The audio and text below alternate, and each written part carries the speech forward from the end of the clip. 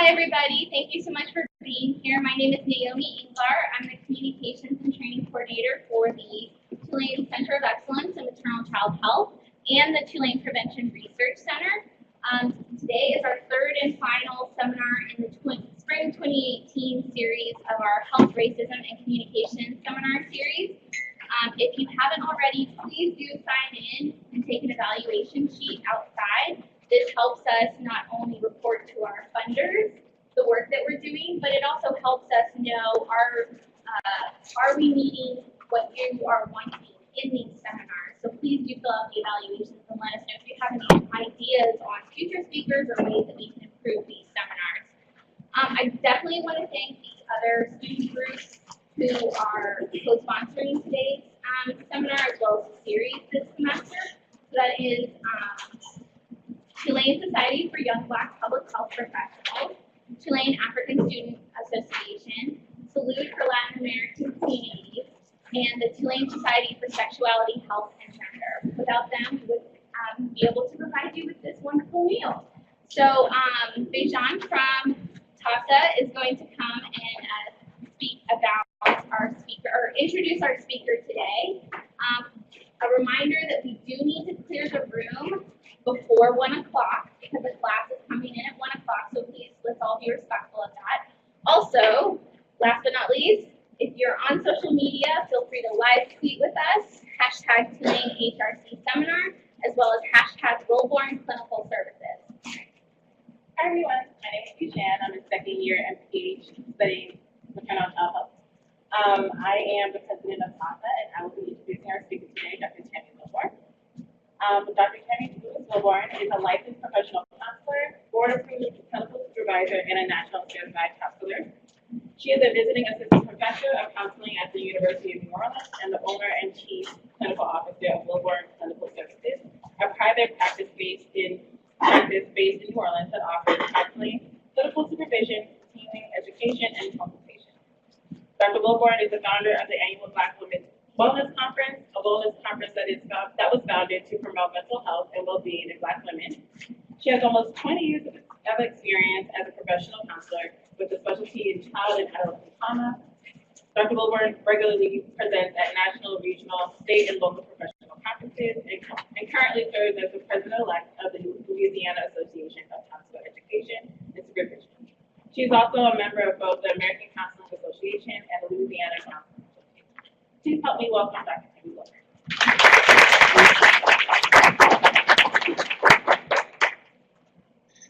So, thank you all for being here. I'm so excited to be with you all again. Actually, my first time here was as an attendee. There was another seminar, I can't remember the exact name, but I recognize one of the presenters presented information on research and data and how best to communicate that. And so I'm happy to be back here with you on this side. So before we get started, I always just kind of like to know who's in the room. So raise your hand if you're a student. And what about if you are faculty? And then what about others? And students. Just call out really quick. I'm going to take for granted that most of you are public health students. Anybody not a public health student? Social work? Okay. Who else? Anybody else? So I have mostly public health and social work students. Faculty, what programs are you with?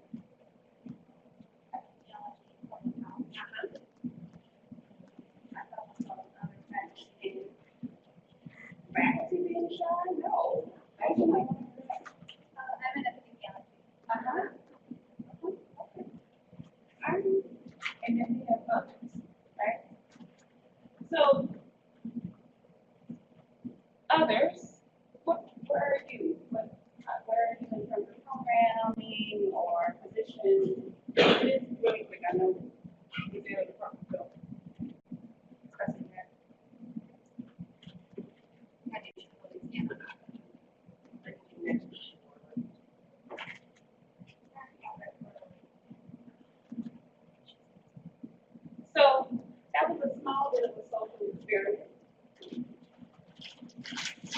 It feels fun to be other, doesn't it?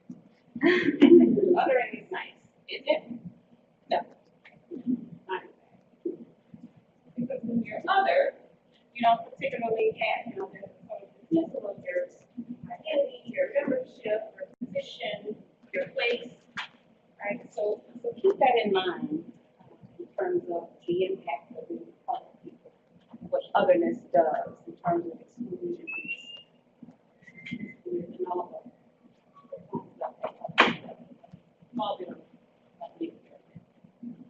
So I think it's always important, particularly as someone who identifies as a qualitative researcher, to sort of situate myself in this space and to bring a perspective of who's in front of you. So thank you so much for the person who introduced me and all that nice, fun stuff, and certainly who I am and some of the things that I do.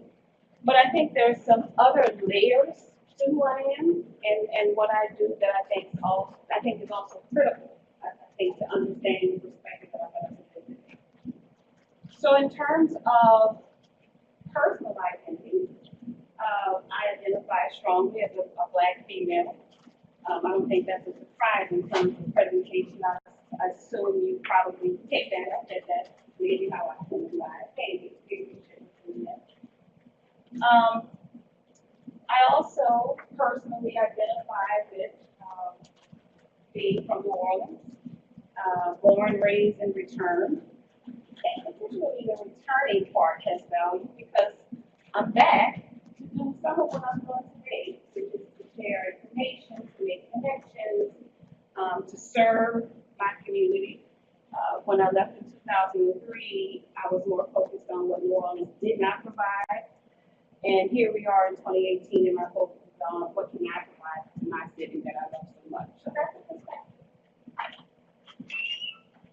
I think what's also important to understand is while I get to experience a somewhat middle class life as an academic and as a professional, my roots are really working class.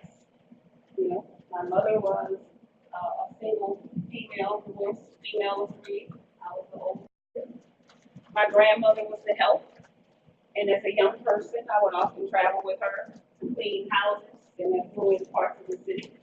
And so there's a perspective that I have that I think is sort of broad insofar as having working class underpinnings and also being positioned where I am now.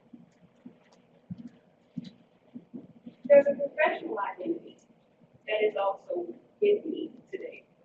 As a professional counselor, there are certain, as a professional counselor, as a counselor educator, as a clinical supervisor, as someone who researches in counseling literature, there are certain professional values that our profession holds dear and that serve as frameworks for what we do. So the ideas and values are related to autonomy and non-reluctance and beneficence and veracity are things that really provide a foundation for what I do. But also in counseling, social justice advocacy and multicultural competency is embedded in all the work that we do. And so for us, situating culture is not something that's just ancillary, but is necessary. This is what we do as counselors. And so that is the perspective that I bring here. I think the last thing that's important to understand is from a researcher standpoint, I situate myself as an early career researcher. So I completed my doctoral studies in 2015 at UNC Charlotte. And my research was a phenomenological study examining the experiences of low-income Black women with race and gender stereotypes at work. And so I will reference that study as I go throughout this presentation today. So we're going to start with, I like to do things a little experientially, so we're going to have a mindful slideshow, and then there's going to be a self-assessment that you all will get to take later on. But I want to give you some brief instructions. So you all will watch. I should probably have also situated myself as someone who is not technologically savvy. So if I fumble through this, I have situated myself there and you understand.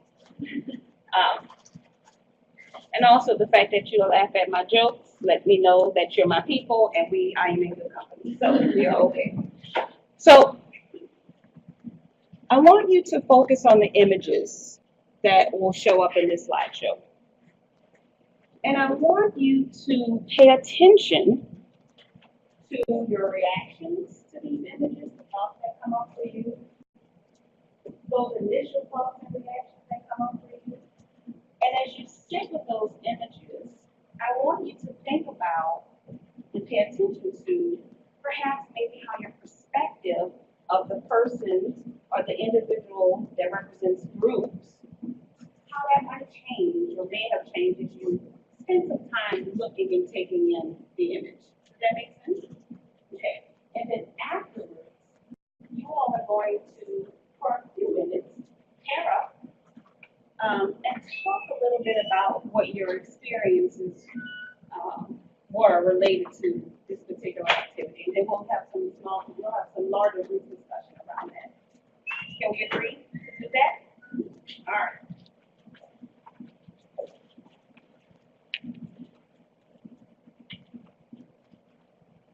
And then I'll be sure to loop it back around just so that you can maybe process it once more.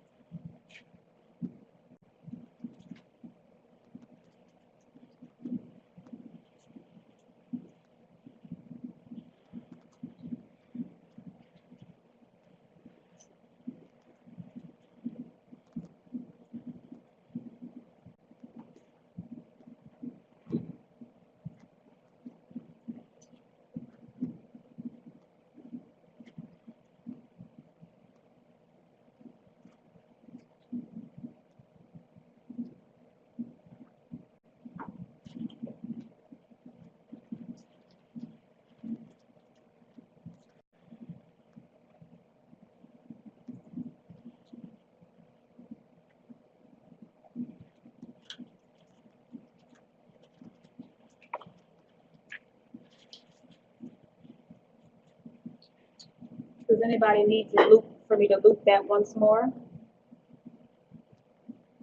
No? Okay. So what I want you to do is to spend maybe about 5 minutes or so in a pair, noting those images that stood out for you. And some discussion about why. Part of the way that this process works is that we have to trust that we are going to engage in the conversation that's respectful of values and differences, and also that we can be honest with each other. Okay, so let's I hope we can agree that we can be honest and be truthful in how we are responding to some of these images. So, Tara, it's been a few minutes talked about those reactions.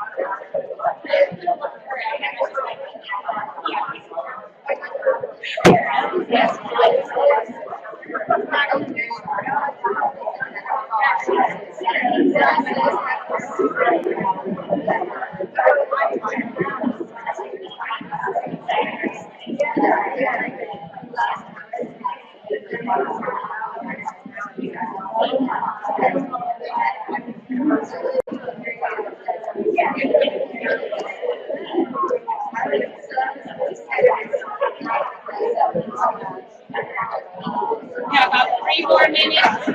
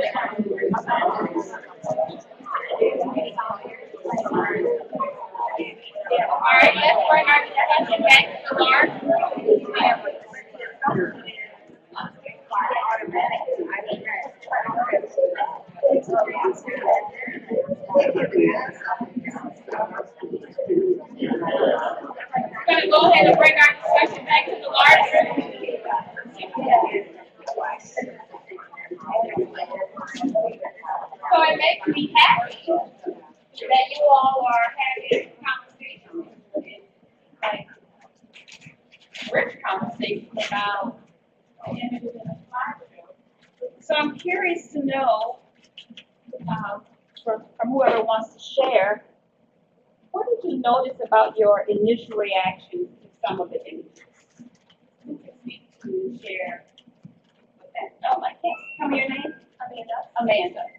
I noticed I had two reactions. I had my initial reaction and then I had my wait, but that reaction.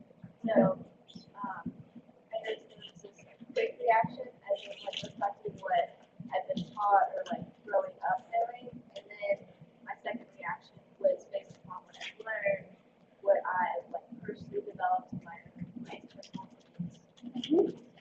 Yes. So what Amanda shared is that there was this sort of initial reaction that popped into her head about specific images.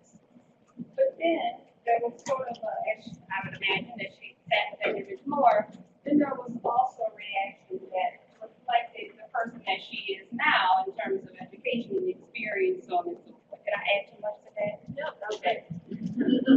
I tend to do that at times. That's the counselor reframing. yeah.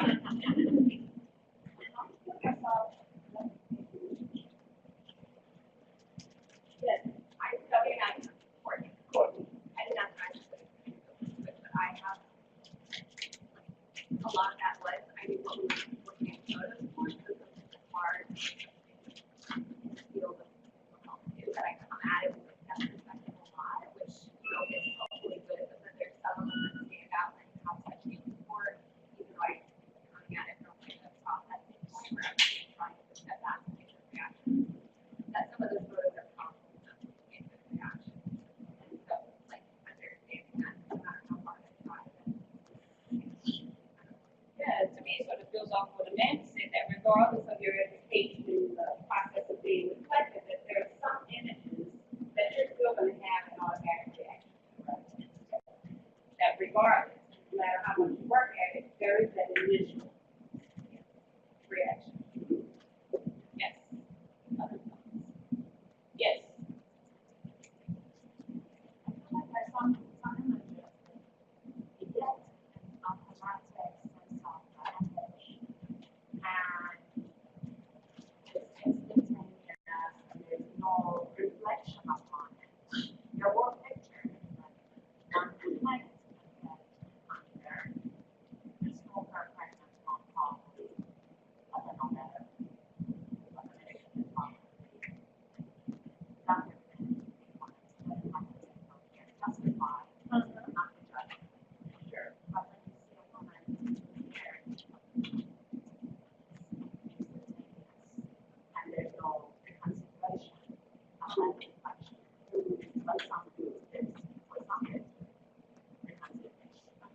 Yeah, that for some of these images, it engenders empathy in us easily. We don't have to think a whole lot about it. And that reflects maybe personal values about maybe what that image represents or what that image represents.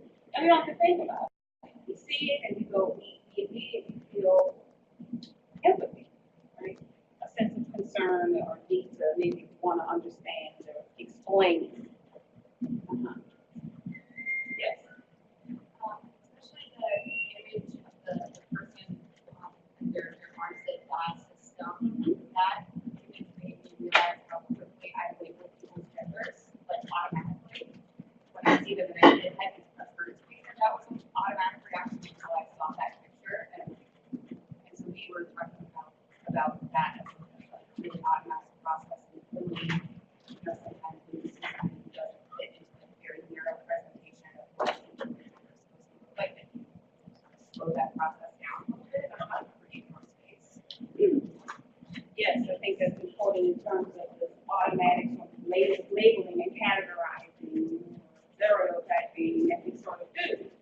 And that we really have to be mindful and intentional about creating space to maybe think about, does this really reflect who this person is or maybe what is going on? Or is there another explanation or way of understanding or seeing this person?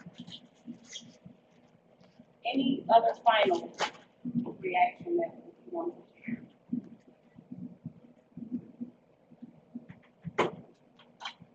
Why is this important for the work that you all do? Public health professional, social work, yes. My name is Tyler, and it's important for us to kind of realize what our personal biases are. So a lot of that is like reflected in how our initial thoughts when we see these pictures, kind of like what you're thinking and like what your underlying thoughts are, not necessarily that you feel that way all the time. First, like she was saying, your second thought will come to you like, okay, I've learned about this and I know that I should, I guess, think a certain type of way. But it kind of highlights that. I noticed that when I was like looking at some pictures, and my first thought was kind of like, when I went back to it, I was like, maybe I shouldn't really think that way all bad about something, but Yeah, that's who we are, what we're taught, the values that we learned, those things are still with us. Education, experience notwithstanding. The education we experiences teach us to be mindful and to spend the time processing and being reflective. But the human side of us has this tendency to label and categorize, and so we still have to, even though with all of our good education and experiences, still be very intentional about seeing people as human and representing our spectrum and not the way we were taught to see certain individuals. Yes, and you're a Tyler, right? That was Kiara, but that was recent. I was basically going to say that. And you can say more if you want to. You don't have to. Voice is important. It was too good. Gotcha. Go ahead. Tell me your name. My name's Alex. Alex. Yeah, I'd like to just add to that by saying that a big way that shows up in the public health world is in research, especially in the academic setting. Just in terms of like what someone's like underlying assumptions are about why a problem might be occurring in a given population, and even just the way that the results are framed and the way that preliminary findings are framed really matters and can perpetuate some of these concerns. Absolutely. In terms of how we report the data, we will talk a little bit about even how the data is disseminated, and all of that is reflective of our values. And as much as we try to, of course, bring rigor to our scientific project, we still walk into those experiences with these values and biases, and they need to be, we need to be mindful of working through to make sure that we're, presenting a critical eye to the data. That's how I'm covering, yes. Art. Uh-huh.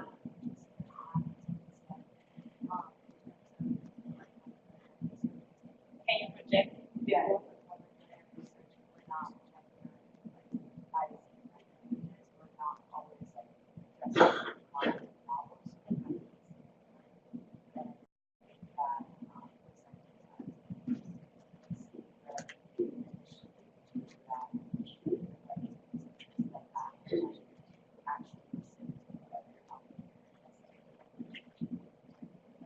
Yes, absolutely. I think the thing that was really significant in terms of what you said is listening and making sure that we are reflective in the process. I'll take your last call and then we'll move to the presentation. I would consider Tell me your name. Anna.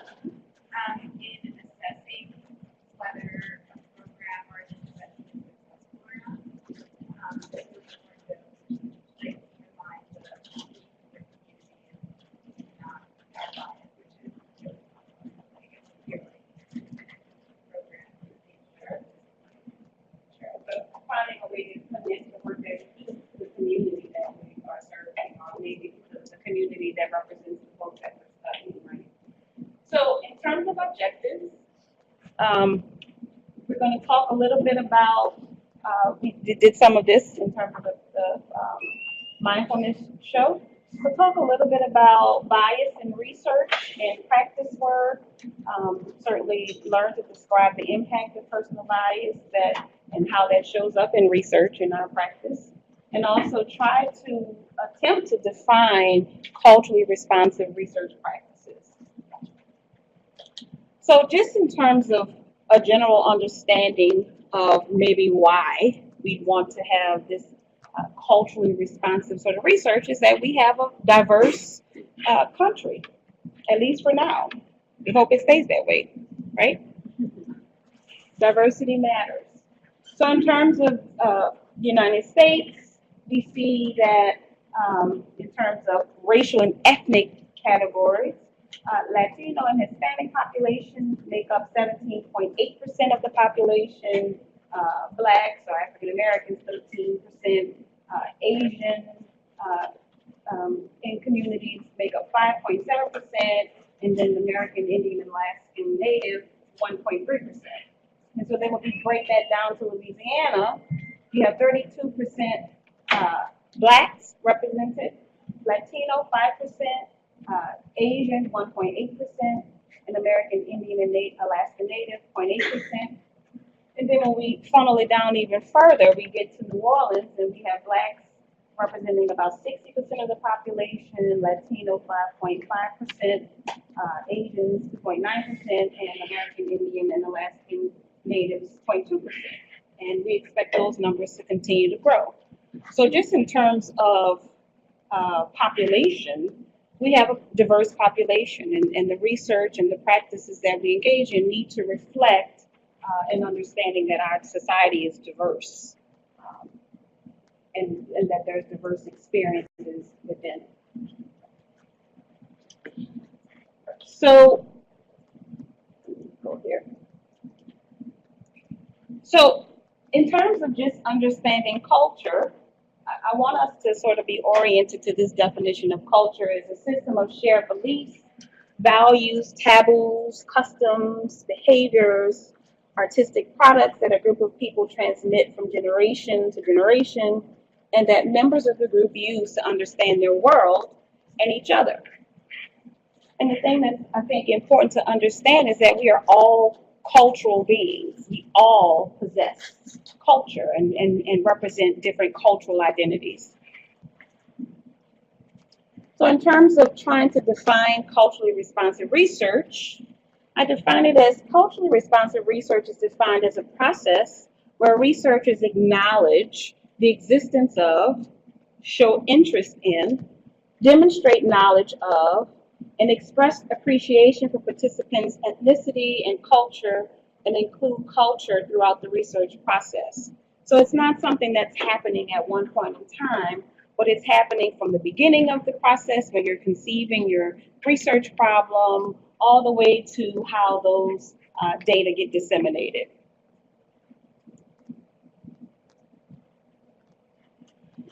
So in terms of understanding, again, this sort of need for culturally responsive research, there's a history, particularly in our country, of racism and bias and unethical practices in research that suggests that we take certain steps to make sure that we include and understand cultural context and how they impact the folks that we are studying, right, as participants in the types of research projects we engage in.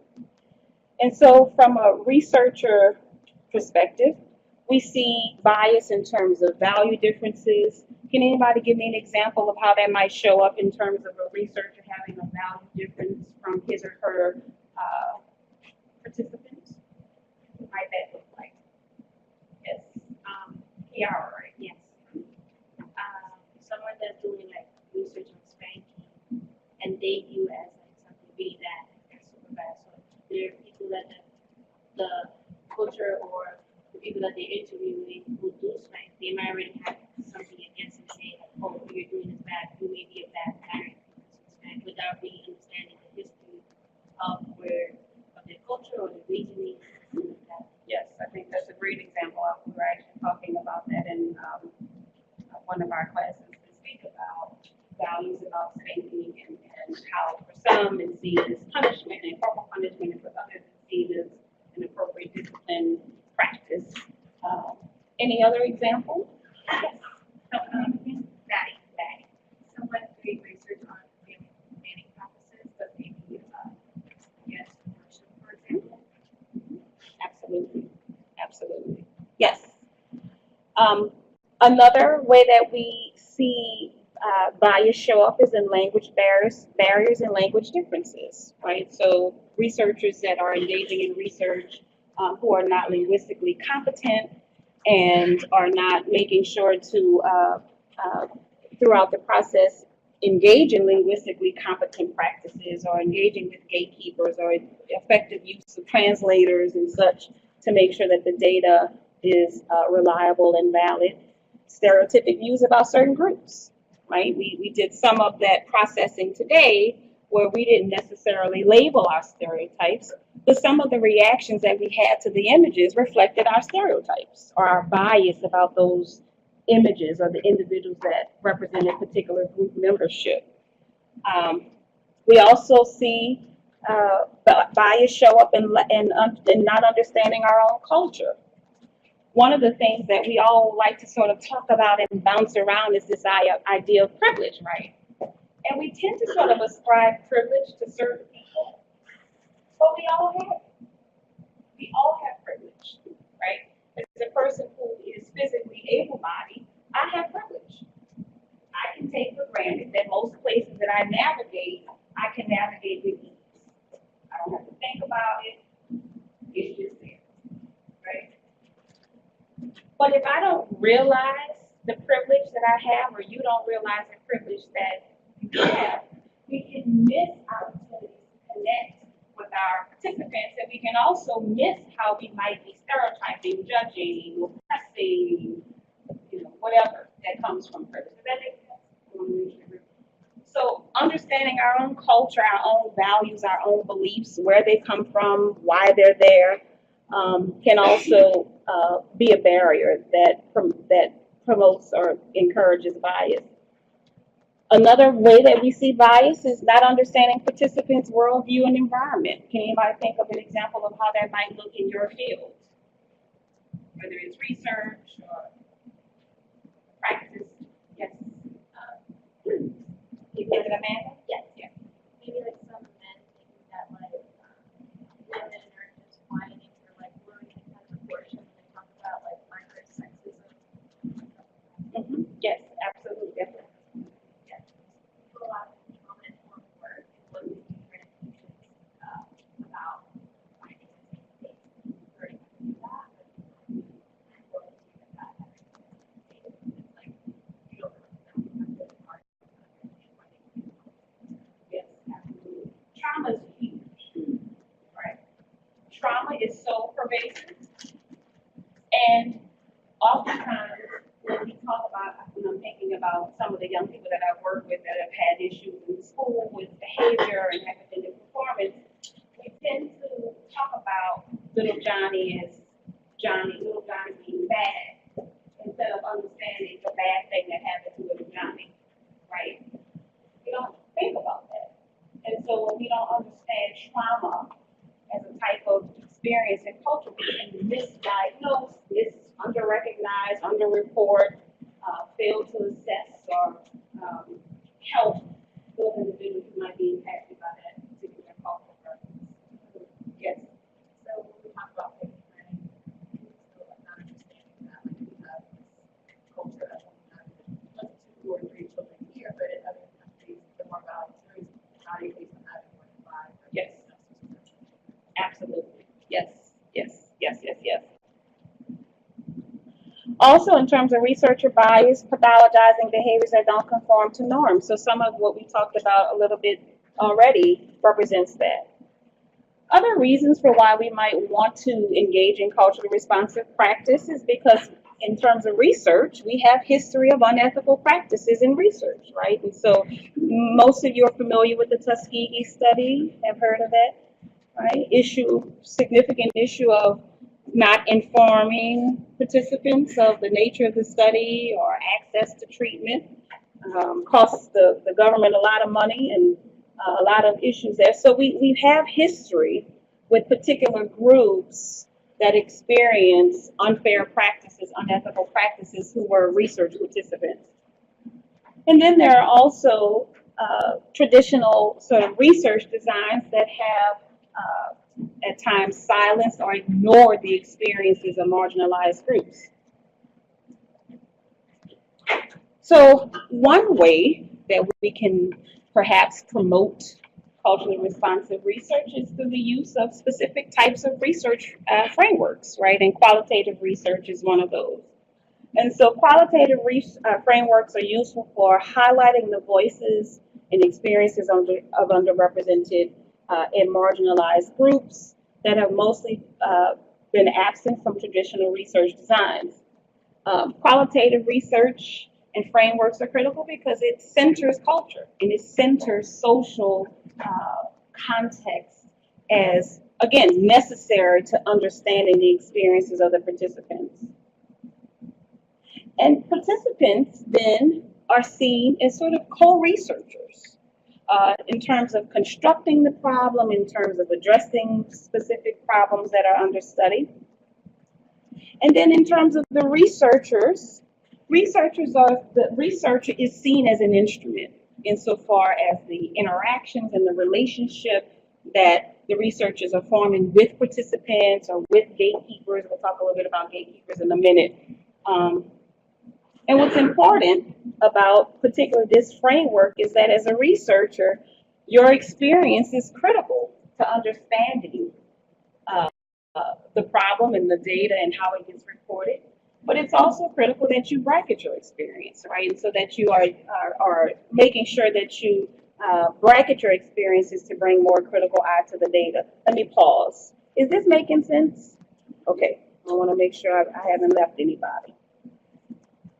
So we're going to pause right here. I don't know who's helping me out with this. What's going around is an assessment tool. While that's going around, I'm going to talk about this slide. I want you to take a few minutes to answer the questions here, but while they're passing it out, a lot of times when we're talking about research, or we're talking about practice, or we're talking about the work that we do, we tend to spend a lot of time talking about them, right? Those people. And I think the thing that's important to understand when you're trying to promote culturally responsive research is that it's important for you to be aware of you and the values that you bring and the biases that you come with. And so it's not about talking about them, because I think it's important to understand that we are all them to somebody else, right? We're all them to somebody else. And so one of the foundational ideas in terms of cultural responsiveness is you having an awareness of yourself as a researcher. So I want you to take a few minutes to answer these questions. I see people looking around for pens and writing instruments. Take a few minutes. You don't have to share the results, but I want you to go through this assessment of yourself as a multicultural being, a part of cultural being.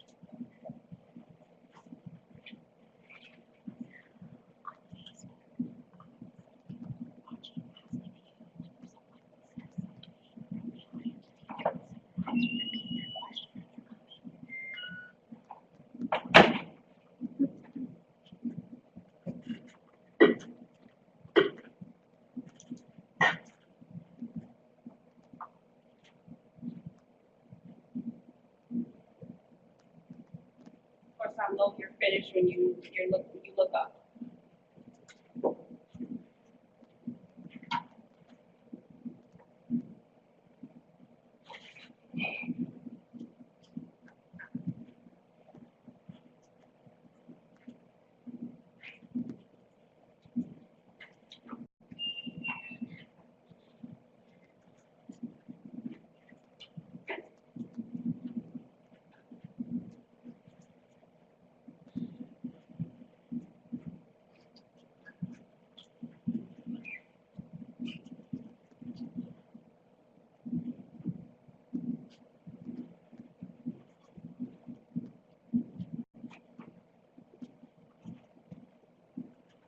bottom, it sort of talks about you reflecting on your responses as it relates to the classroom. But if you're not in the classroom and you're in a work capacity, reflect on it as it relates to your work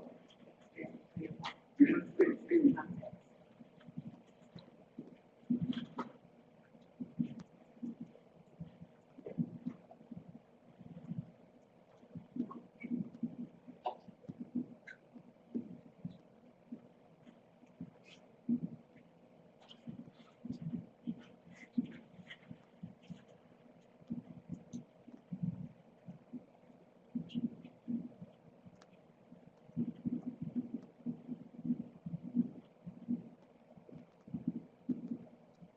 I hope is that you're answering honestly with yourself. We tend to do that social desirability thing, don't we? We answer how we think the person wants us to be seen, or how we think they want us to do that, but the person usually will. I will not collectively look at it.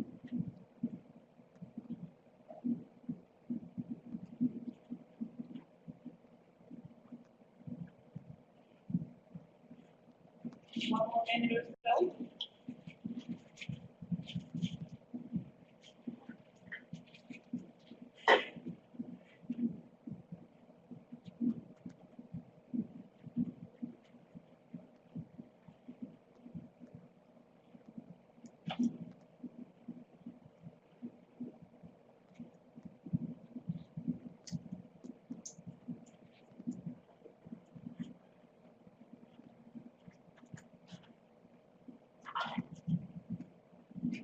So what do you think?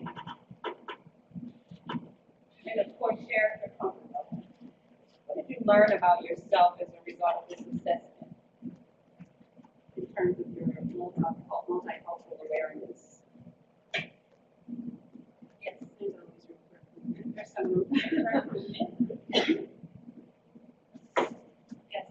I realized I put a lot of effort into trying to, like, the ones that I put fives are almost always like, I recognize who the influence, or I am attentive, or I make a conscious effort. So it's all about the try part. I may not like have it all together, but I'm trying. So there's a recognition that you're aware and are trying to do these things. Yes. To do some of these things. Yes. Other thoughts? There's a sense of awareness. There's a need for continued growth. Anybody else want to share? Yes. I noticed that when my answers, especially, I listened with interest to those that differ from mine. My answer to that question would have been different 3 years ago in a different political climate. And so I recognized the external influences on my life. Yes. So you recognize that how you responded reflects the current moment that you're in socially and politically. Absolutely. Yes. And I think that's instructive to consider. Yes. Similarly, that was my lowest score, like wanting to listen to people who I did differ from mine. But I was also kind of of two minds of like, am I likely to do this in a work situation, like when I put on my social worker hat, versus like in my day-to-day life, am I willing to do that? Because I feel like sometimes the profession, or like the part of me that aspires to be a good professional, is like more compassionate and more open than I am in my day-to-day life. Sometimes that's true. Yeah, but there's this recognition that there are certain contexts that seem more easy for you to do that, and that it's not always sort of transferable across contexts. Maybe from the growth. I don't know. But how you respond and why you responded, I think, reflects the things that have certainly been said and certainly those things that haven't been said, right? And so I think the thing that's important to understand is this is an ongoing process, this sense of self-awareness, this sense of things need to still be worked on. There is no multicultural or cultural competence certificate that you get, right? This process is ongoing. And so I think that's probably one of the things to be to really walk away from that experience. It's ongoing, context matters, and we don't always get it right.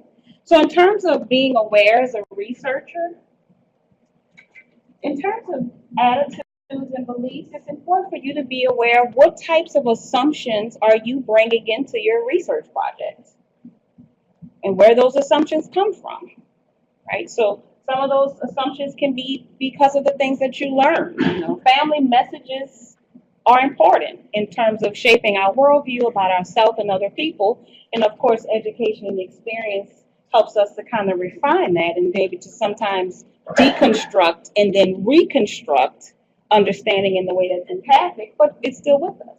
So what assumptions are you bringing in? What stereotypes do you have about certain individuals who represent group membership? Why does that exist? Where does that come from? Or bias, or specific discomfort that you have with groups. And so it's really important for you to be clear, or at least understand the kinds of beliefs and values that you're walking into your research project with. The other thing that's important to be aware of is knowledge, right? And specifically knowledge of your own cultural heritage, your own cultural identity, which again comes from understanding the assumptions and stereotypes and values that you particularly have, understanding how power, privilege, and oppression works in your own self. I mentioned earlier that we all have privilege, and I think we don't always think about privilege in that way. We tend to ascribe that to certain people, but we all have it. And so how does privilege operate in your life, power operate in your life, and how are you using that to liberate and or oppress? And then in terms of skills, engaging in reflective or reflexive skills to reflect how your values and beliefs could shape your research, engaging in educational and training experience, kind of like what we're doing today, to improve your understanding of how these beliefs and values play into the work that you're doing, bracketing your experience. So y'all know what I mean when I say bracketing? So situating yourself within the context of your research project. So I'll give you an example. My research project looked at the experiences of low-income women with race and gender stereotypes at work. Part of my bracketing in that experience, in that project, was identifying that working class was my background, that the experience that I was studying, the phenomenon that I was studying, was something that I had an experience with, but also that I was engaging in specific verification methods to bring an objective and critical eye to the data. So bracketing is about situating yourself within the context of your research project. Does that make sense? Identifying those spaces where bias might be present. I had to be able to do that, to be able to bring objectivity to my research. The other thing is skills related to exposing yourself to different cultures. So researcher, know thyself is the first place to start in terms of promoting and engaging in culturally responsive research. The next step in terms of promoting culturally responsive research is also having an awareness of your participants' worldview. So in terms of attitudes and beliefs of your participants, understanding that they may be coming into your research projects or engaging in your research project with specific attitudes about research. Right? There are certain communities that are mistrustful or distrustful of research projects, especially if you're doing a research project that's funded by the government. For example, might bring a little skepticism, a little fear. Where's this research data going? How are you going to use it? Right? So understanding that your participants may have some question or uncertainty about the project and how it's going to impact them. Again, going back to the dissemination, there might be attitudes and beliefs about where's this information going to be presented? How are you going to present the results that you find? Also, cultural differences between you and the participant, right? So if you represent a particular privileged group or a group that represents power to that particular participant, understanding that power difference or that cultural difference could get in the way of the interaction and the participants' response, and even with the information that they're reporting and sharing. And then, of course, understanding that because we're all cultural beings, we come into this process, or your participants are going to be coming into this process with a worldview that reflects their values, their norms, their traditions, right? That you are walking in with your values, beliefs, and norms, and so are they. So in terms of knowledge for us as researchers, it's important for us, somebody said this back here, to understand the social and cultural and political context that your participants are existing in, right? Understanding that they are persons within the environment, and that environment and that social context, that there is this sort of interactional, bidirectional interaction in the environment. We talked about power, privilege, and oppression, understanding intersectional identity. As a Black female, I am not just a Black person and a female. I am a Black female. And that intersectional identity carries a specific experience that cannot just be found seeing me as a raced individual or a gendered individual. So understanding intersectionality, that our identities intersect or interlocking, and those intersectional identities affect how we are perceived and ultimately how we're treated. Understanding that. Understanding language and how language barriers or language differences can also impact the ways in which our participants respond to research or respond within our research projects. We understand the importance of social determinants in terms of health and illness, and making sure that we have a context for how, again, social and cultural context impacts health and illness. And of course, racism and discrimination.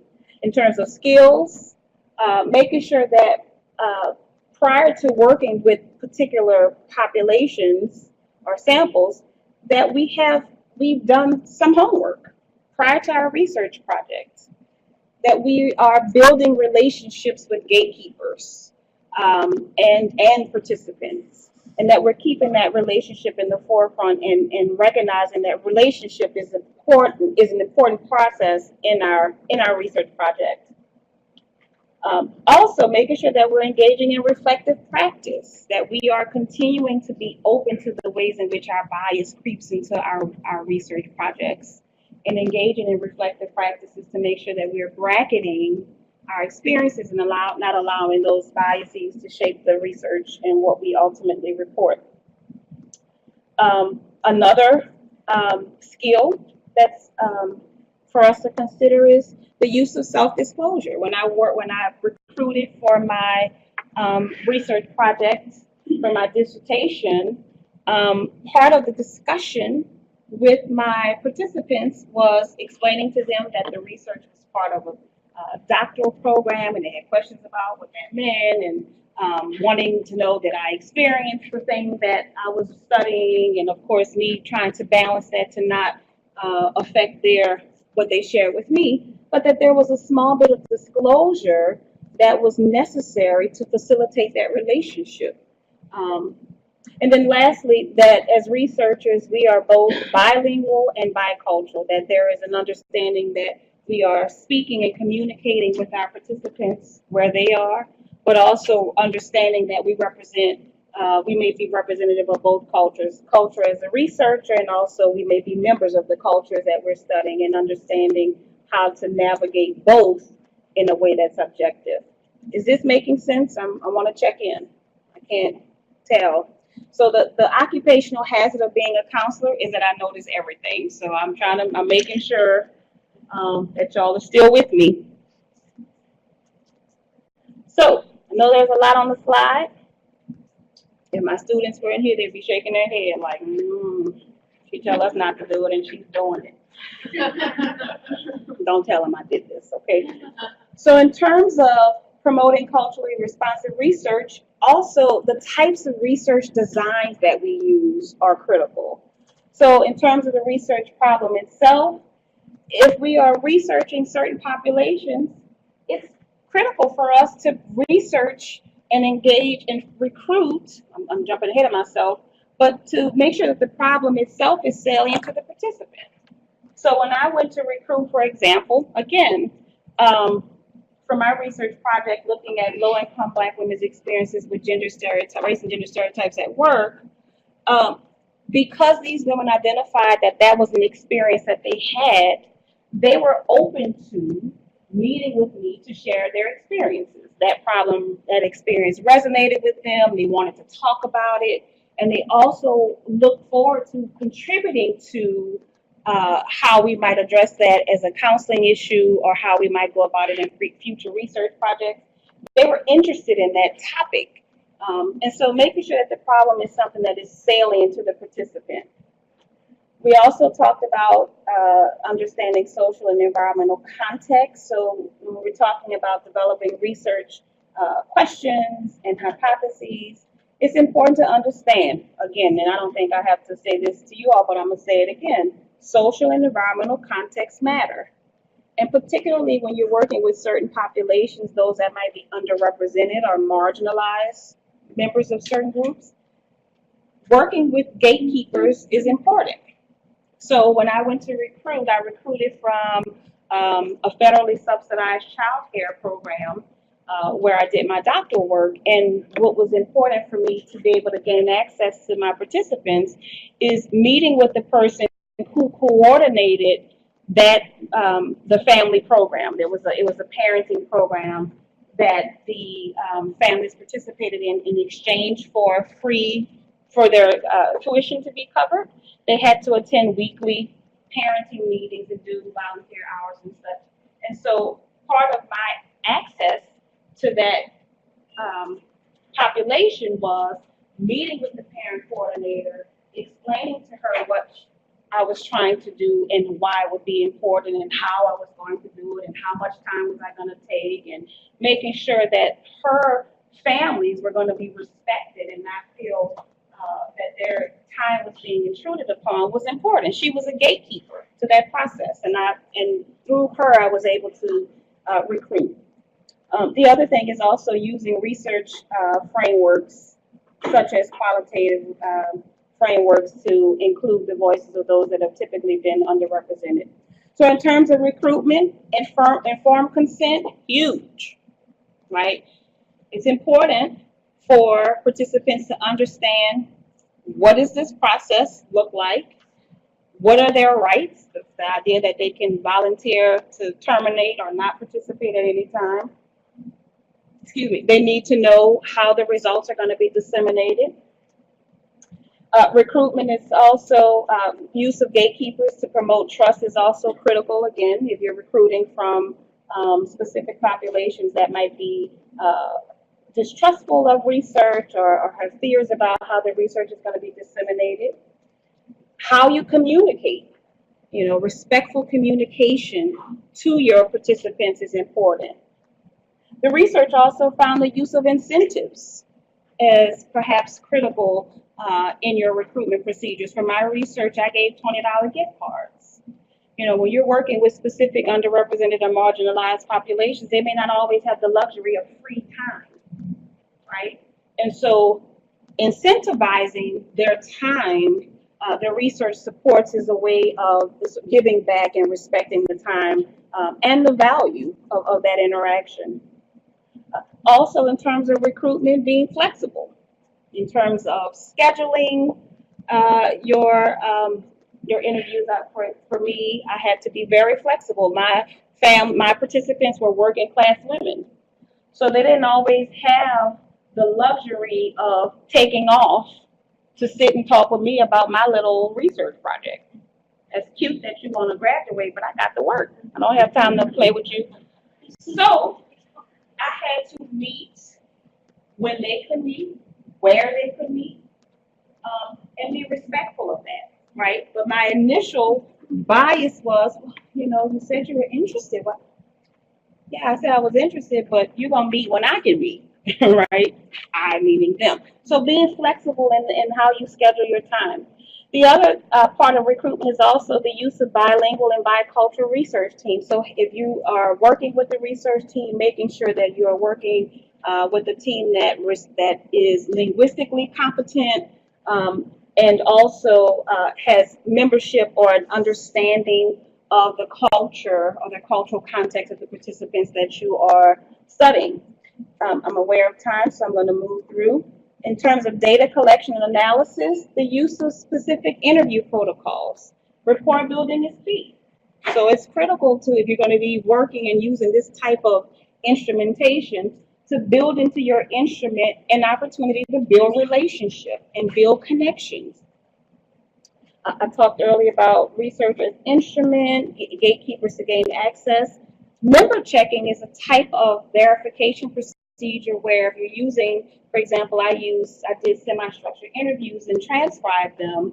And after I transcribed my data, I shared that data, those transcriptions, with the participants for accuracy. So they were able to verify, yes, that's what I said. Oh, I didn't get to say this, let me add that. And so having them to continue to make sure that I was presenting and capturing their voice as they shared it was critical. Is that a hand up? Yeah. If you don't have time to answer, so I'm sure you were funded in your, I was not. well, I don't know if you are now, but we have sometimes you ever have issues of like where you're funded and the limitations of like the tools you can use, and you feel like some of it is biased, how do you navigate that? You're asking the question of the type of funding, can that restrict what's being done? I'm not sure if I heard you. How do you navigate it? So it's like we're federally funded, and I report on some of the work that we did, and some of that I felt wasn't as caught up as we wanted to be, such as gender, and it was very black and white, and now it's kind of more fluid, but you have an idea of how you navigate that with your participants, but having to fit in the context of I think the first place to navigate it is the informed consent and making sure that they understand the constraints of the funding and maybe how that's going to show up in the research project. And you and I can talk a little bit more. I want to make sure, hold that thought, and if you have time, we can process it more. But the first place that my mind goes to is informed consent and talking about the parameters of the research project. Debriefing is another process for analysis where you are maybe using a peer debriefer or someone who is conversant with the research framework that you're using to make sure that the data are trustworthy and credible. And then another type of activity is reflexive journaling. So, keeping a journal of your research process and the things that are coming up for you is another way to bring trustworthiness to the data. And then in terms of dissemination, so making sure that your results are not just going into journals, as they often do, but that their results are going to, should be accessible by participants in the communities that they live in. So technical reports, community and local publications, events. The reason why the Black Women's Wellness Conference was founded was to be able to disseminate part of what my research found, but also bring wellness in a broader context. My conference attendees, they're not reading counseling journals, but they go to conferences, right? So making sure that I was creating an event that was an extension of my research and my clinical work was a tool of dissemination. And to me, that's a sign of, or that's an example of culturally responsive dissemination. And then also dissemination should facilitate changes to the social and environmental conditions. They should lead to policy changes and improvements in clinical practice. So things for you to consider to be culturally responsive as researchers: consistently monitoring your bias and developing a positive view towards culture, understanding how your value and your bias may influence the research process and continuing to be open to those biases as they emerge, viewing research as collaborative, and seeing it as sharing power with and not power over. Viewing inclusion of cultural context to research as necessary, not ancillary, not when you get around to it, but recognizing that social and cultural contexts are critical to the research projects that we are engaging in. And then lastly, disseminating results in a way that impact the lived experiences of your participants. And that's it.